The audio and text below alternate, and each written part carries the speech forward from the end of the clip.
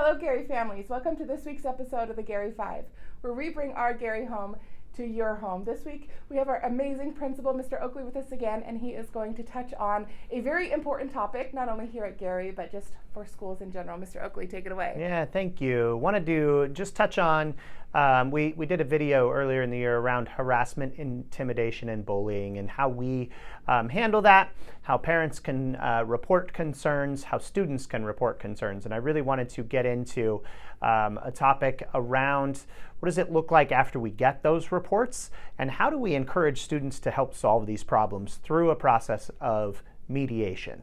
And mediation is a tool that we will use to help our students solve problems.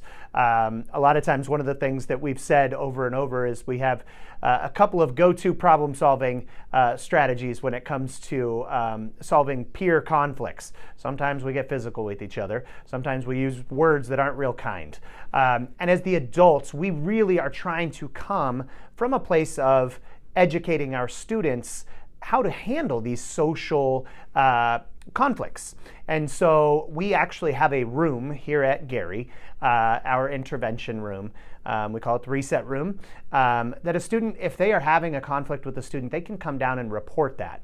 One of the things that we do as a staff is we really encourage these students to, after they have been able to express their side of the story and report it, we usually make contact with the other student, kind of get both sides of the story, and then if appropriate, we really do try to use mediation.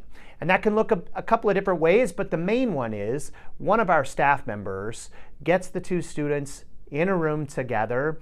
Both students have the ability to have the opportunity to share their side, how it made them feel, and how the actions of the other person are making them feel, and also to kind of just vent a little bit if necessary. But the adult is there to make sure that that conversation doesn't go sideways, that it's a healthy conversation. And after both students are able to express their sides, after they're both able to hear the other person, we do practice that. We ask questions like, what did you hear them say? And we encourage students to be open and honest.